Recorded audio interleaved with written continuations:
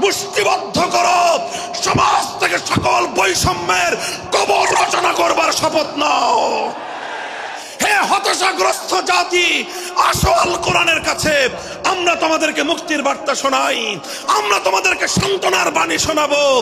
আসো হাতে হাত রাখি, সমস্ত বৈষম্য, জুলুম, স্বৈরতন্ত্রের কবর রচনা করে আল্লাহর কোরআনের সমাজ গড়বার জন্য হাতে হাত রাখি। যদি ইনসাফ কায়েম না করা যায়, ইসলাম অনুসরণ করা যায় না, যদি বেইনসাফের বিরুদ্ধে লড়াই না করতে পারো, মিথ্যে মুসলমানিত্বের দাবি ত্যাগ করো। তুমি যদি ইনসাফের জন্য যুদ্ধ করতে না পারো, তুমি যদি বৈষম্যের বিরুদ্ধে লড়াই করার হিম্মত না রাখো, মুসলমানের মিথ্যা দাবি করা ভণ্ডামি ছাড়া কিছুই নয়। আর সর্বোপরি যদি একটি বৈষম্যহীন সমাজ গড়বার জন্য শাহাদাতের রক্ত দিতে হয়, আবু সাঈদদের মতো বৈষম্যের বিরুদ্ধে বুক পেতে দিয়ে জীবন দেওয়ার জন্য শপথ নিতে হবে। কোরআনে পাকের এক একটা আয়াত, কোরআনের এক একটা বিধান আল্লাহর জমিনে বাস্তবায়ন করার জন্য আমাদের জীবন যৌবনের বাজি লাগায় দিতে হবে, বাজি লাগায় দিতে হবে ইনশাআল্লাহ। ইনসাফ কায়েম করতে গিয়ে ছুরি যদি নিজের সন্তানের হাতের উপর দিয়ে যায়, সে হাত স্তব্ধ হয়ে যাবে না, সে হাত থমকে দাঁড়াতে পারবে না।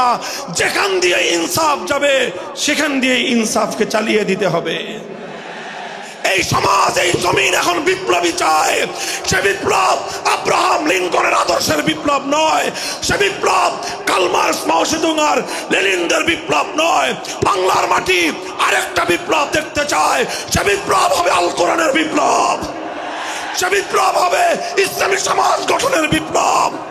সেই বিপ্লবের জন্য 2000 যুবক নয়, যদি 2 লক্ষ যুবকের তাজা বুকের শাহাদাতের রক্তের প্রয়োজন হয়, সে রক্ত দেওয়ার জন্য শহীদ ঈদগাহে কারা কারা জমায়েত হবে, কারা কারা জমায়েত হবে। হ্যাঁ, এটা শুধু কথার কথা না, শপথ। এটা কথার কথা না, শপথ। এটা অঙ্গীকার। কার সাথে?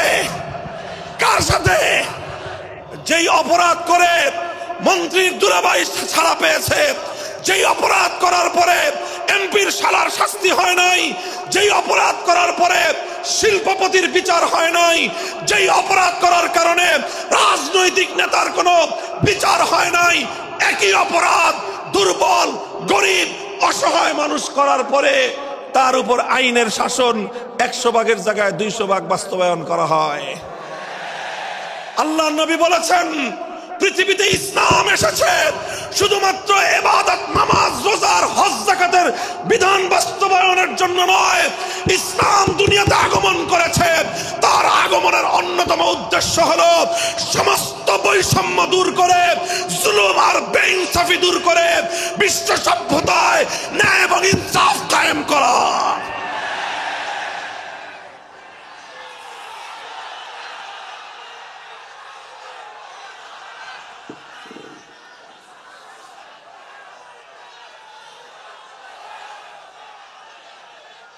মনে রাখবেন, বৈষম্যহীন সমাজ গড়া এটা শুধু বৈষম্য বিরোধী ছাত্র নেতৃবৃন্দের দায়িত্ব নয়।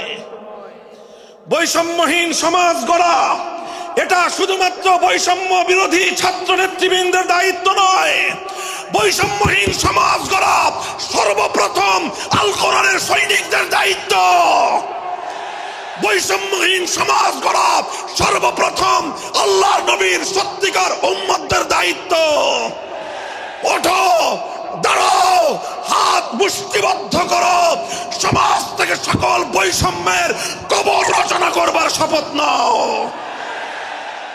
মুহতারাম হাজিরিন, কথাটা খুব জায়গা লক্ষণীয়, শোনার বিষয়।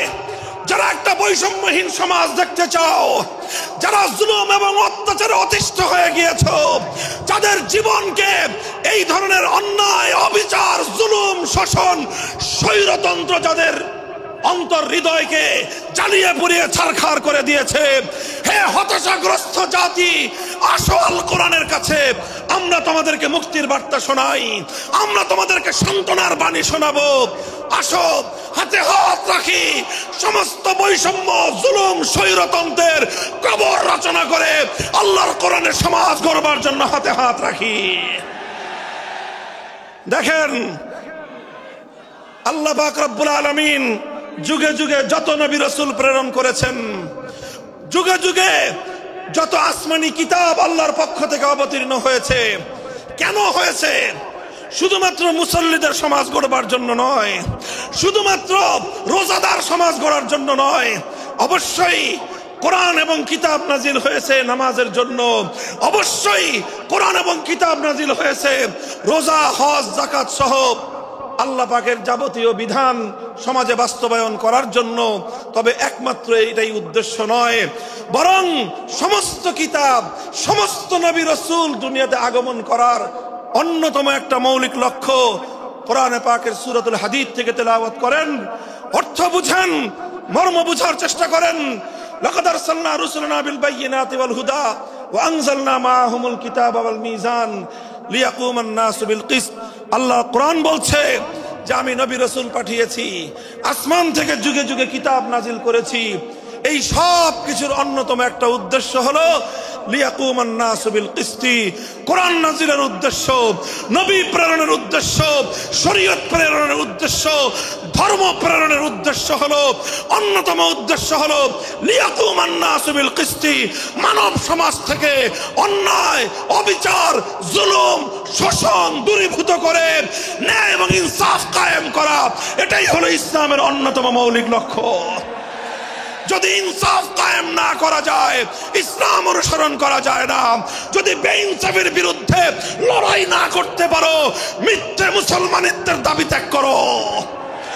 তুমি যদি ইনসাফের জন্য যুদ্ধ করতে না পারো, তুমি যদি বৈষম্যের বিরুদ্ধে লড়াই করার হিম্মত না রাখো, মুসলমানের মিথ্যা দাবি করা ভণ্ডামি ছাড়া কিছুই নয়।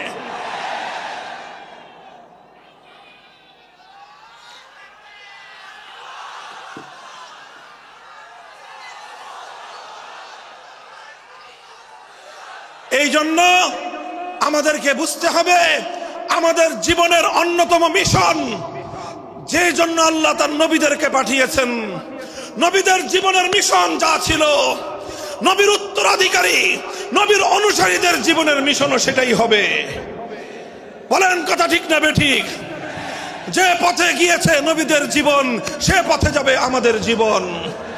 যেটা ছিল নবীদের ভীষণ, সেটাই হবে আমাদের ভীষণ।